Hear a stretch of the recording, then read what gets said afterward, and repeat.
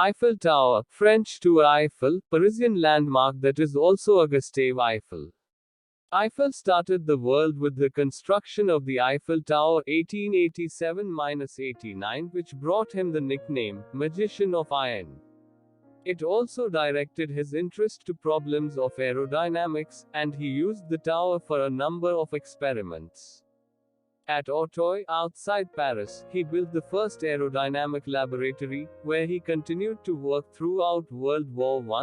In 1921 he gave the laboratory to the state. Technological masterpiece in building construction history. When the French government was organizing the International Exposition of 1889 to celebrate the centenary of the French Revolution, a competition was held for designs for a suitable monument. More than 100 plans were submitted, and the Centennial Committee accepted that of the noted bridge engineer Gustave Eiffel. Eiffel's concept of a 300-meter, 984-foot tower built almost entirely of open-lattice wrought iron aroused amazement, skepticism, and no little opposition on aesthetic grounds. When completed, the tower served as the entrance gateway to the exposition. Nothing remotely like the Eiffel Tower had ever been built. It was twice as high as the Dome of St. Peter's in Rome or the Great Pyramid of Giza. In contrast to such older monuments, the tower was erected in only about 2 years, 1887–89, with a small labor force, at slight cost. Making use of his advanced knowledge of the behavior of metal arch and metal truss forms under loading, Eiffel designed a light, airy, but strong structure that presages a revolution in civil engineering and architectural design. And, after it opened to the public on May 15, 1889, it ultimately vindicated itself aesthetically.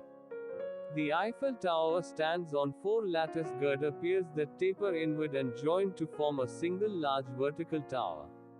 As they curve inward, the piers are connected to each other by networks of girders at 2 levels that afford viewing platforms for tourists.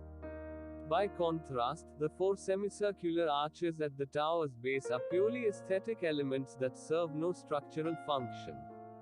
Because of their unique shape, which was dictated partly by engineering considerations but also partly by Eiffel's artistic sense, the piers required elevators to ascend on a curve. The glass cage machines designed by the Otis Elevator Company of the United States became one of the principal features of the building, helping establish it as one of the world's premier tourist attractions. The tower itself is 300 meters, 984 feet high.